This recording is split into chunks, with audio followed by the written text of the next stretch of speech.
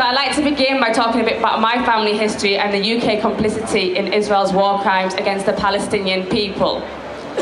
My great-grandfather in the early 1920s was shot by a British soldier, shot dead, leaving my great-grandmother a single mother at the time. And she was pregnant, holding my grandfather at the time.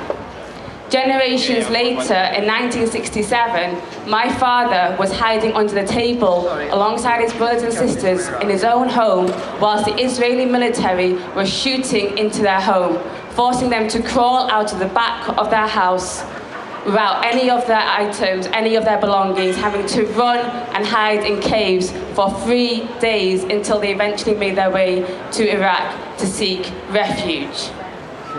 And to this day, Israel continues their system of ethnic cleansing, apartheid, occupation and oppression of the Palestinian people.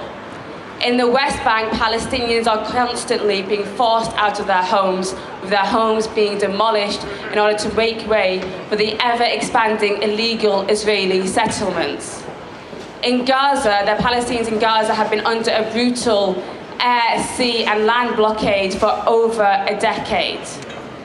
And since 30th of March, the Palestinians in Gaza have been marching to the fence which has entrapped them under a brutal siege for over a decade to demand their rights to freedom, their rights to return to their own homes, and their rights to live like any one of us can.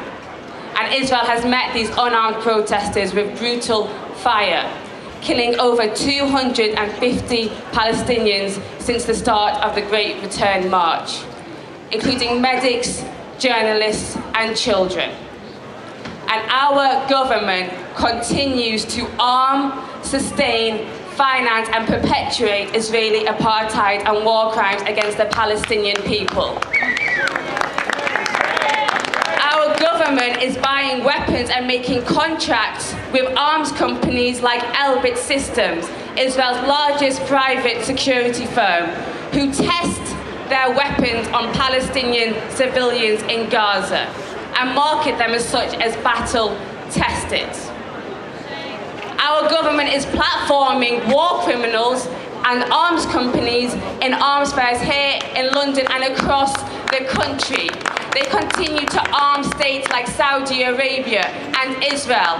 And it was the UK who, alongside the US, went and killed over 1 million civilians in Iraq. And then here we are today outside this court witnessing the Stansted 15 about to be sentenced for standing up to save lives, for standing up for humanity. They should not be the one on trial today. It's our government who should be the one on trial today. And this is a clear attempt to suppress activism, to suppress our voices, to suppress our fight.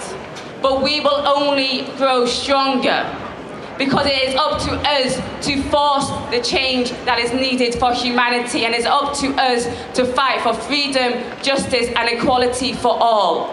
Thank you.